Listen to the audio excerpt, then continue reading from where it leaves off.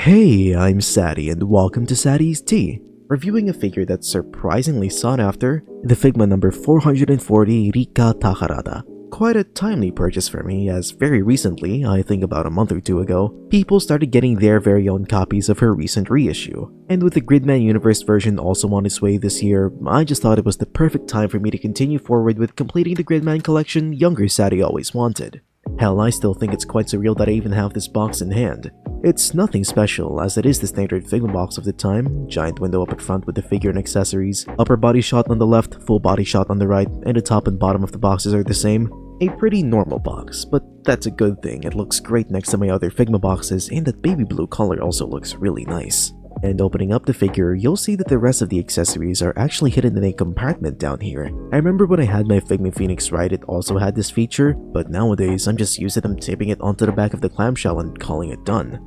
And in that compartment is of course where you'll find the hands and the all-important Figma stand. Quick assembly required, of course. It's the typical tri-joint arm with a swivel at the base, and the head of the arm ends in a 3mm adapter peg. Of course it goes into the back of the figure, though I am a bit vexed by how this outer hole is significantly larger than the actual port. I understand why this was done, but it does stand out visually when the rest of the figure is really good looking. I've always wanted the Figma Rikka for this exact reason. It's just a fantastic depiction of her in figure form. From the proportions to the well-sculpted details, to the colors and the fairly clean paintwork, like hell, even her tiny M is distinctly readable.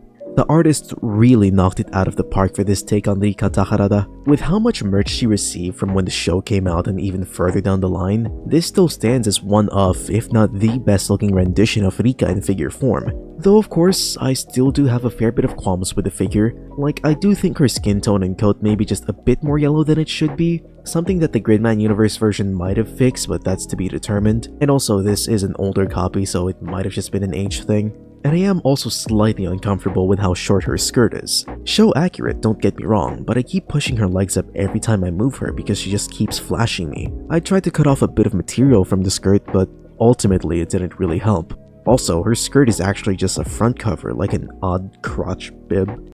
Those were words I did not expect to say. It's an interesting approach, but one that I sorta like. It's less restrictive and lets the coat have a much nicer form all around, but again, access panties flash and god damn it, give this girl some dignity. And I also find that the left side of her hairpiece juts out to the side a bit too much, though it's not really enough to break the immersion of her beautifully sculpted hair. No wonder she used to be a hair model.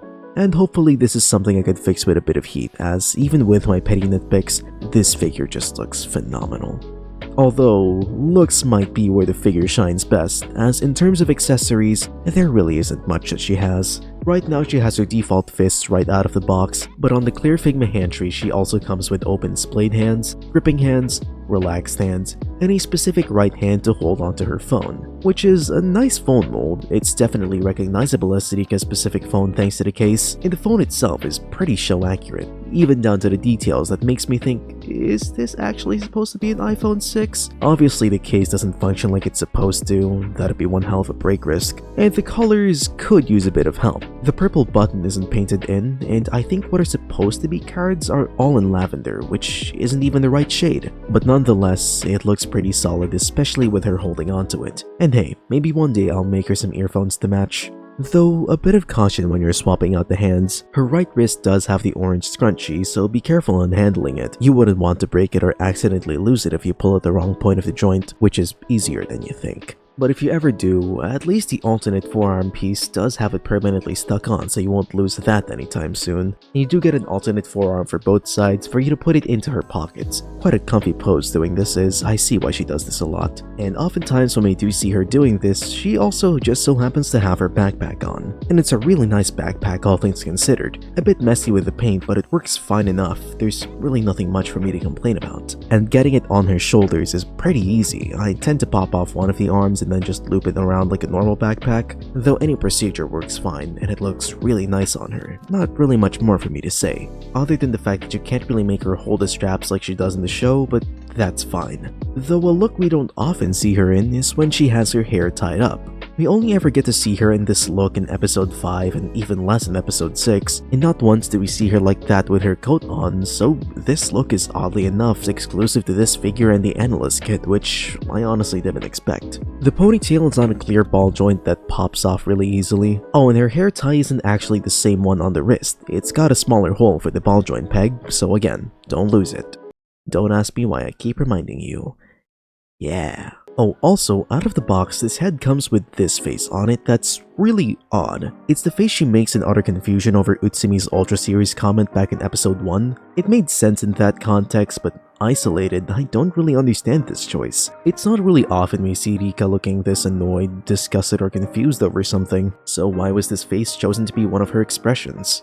Her other alternate face is also a bit of an odd choice, the blushing expression she makes in episode 12. While, yeah, she does blush over a couple of things in the show, I still don't think that it necessarily warrants having a faceplate. It's still fun if you have the Figma Akane Shinjo and the definitely existing Figma Hibiki Yuta, but that's only if you have them, and Lord knows I'm not letting you. I do really like how you could use all three of her faces on both of the hairstyles, though besides the neutral face, I rarely use the other faces, which is honestly a bit disappointing. Like, she can't even smile, goddammit. Frankly, I find this entire sparse lot of accessories to be quite disappointing. From a collector's standpoint, there's barely anything to work with to convey her character, and for this price point, that really sucks. Though then again, speaking as a Gridman fan, I also can't really tell what else I would have wanted her to come with. I mean, an obvious answer would be junk since the Nendoroid had one, it is quite important to her, and the definitely existing Figma Yuta Hibiki doesn't come with one, so that's fair game. Maybe the bottle of tea that Caliber gave her?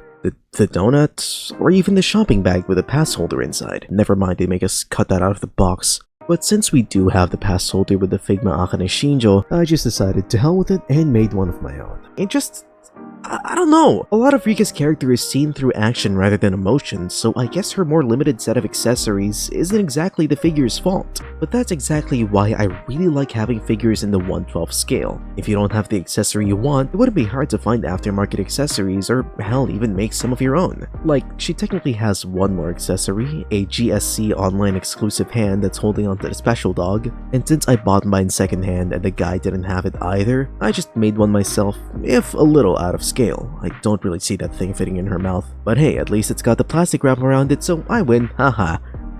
It's stupid. Although with that being said, it's not like this figure is even in the 1/12 scale. And you might say, oh, Sadi, even if the Figma figures are non-scale, you can always just math it out. Well, the thing is, I did, and even taking into account the additional height the heels provide, her being 14 centimeters mathematically makes her around the 1/11 scale. Which, first of all, I've never heard of this scale, and it kind of vexes me as that means that if ever she holds actual 1/12 scale accessories, she'd be like 9% larger. A small difference that'd probably not even be noticeable, but you're at Sadi's tea, of course I'm being a prick about it. But hey, if you have a bit of imagination, you could also say that she's around 1/300 scale. Okay, let me explain. The first chapter of the SSSS.GRIDMAN anthology book, yes, that one, is a short story illustrated by Fukushima Masayasu called SSSS.GRIDMAN, where Rikka has a dream where she actually sizes up and becomes a giant hero, fights Anti, and even combines with Max to form Max GRIDMAN. Unfortunately, I can't achieve that form as my Motoroid arms are far too small for that, so if anybody else can post their Figma Rikka with the DX set or Daga type Max arms onto her, I'd really appreciate that, thank you. But of course, a giant hero wouldn't be complete if we couldn't pose them very well. To which, she does deliver, as expected of a Figma figure. Her range is decently unrestricted, with a ball and hinge swivel combo at the head that allows for a bit of vertical axis movement, turn pretty well, and generally restricted circumduction as her long hair does get in the way a bit. Of course, the ponytail head fares much better with the full range unlocked. Shoulders are on a ball and hinge combo, can move out to around 120 degrees, rotate 360, anything a ball joint does, bicep swivel, elbow swivel with a single joint bend going a little over 90, and a standard 2mm wrist joint which you can angle however you please.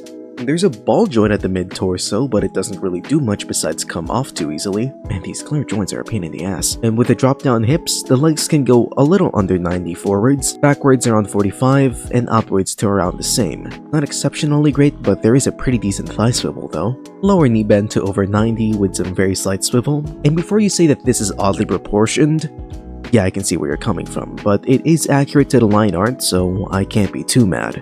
And the ankles are pretty normal. down, swivel, and tilt quite well.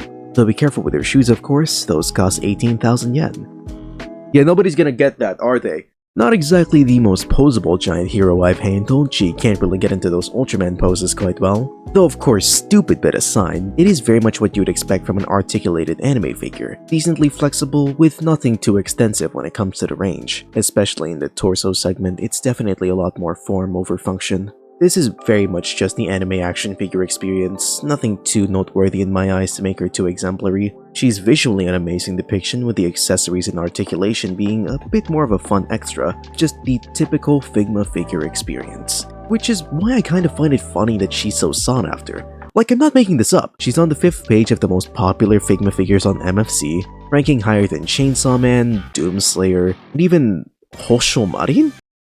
And every rare time I see her listed on the secondary market, she often gets sold pretty quickly. Hell, even the very fact that she got reissued, something that Figma doesn't do quite often, means that there was a demand for her. And while it may be because there's just a lot more Gridman fans now, it could also just be as simple as people bought her simply because she looks amazing. Which, I mean, that's just life, isn't it?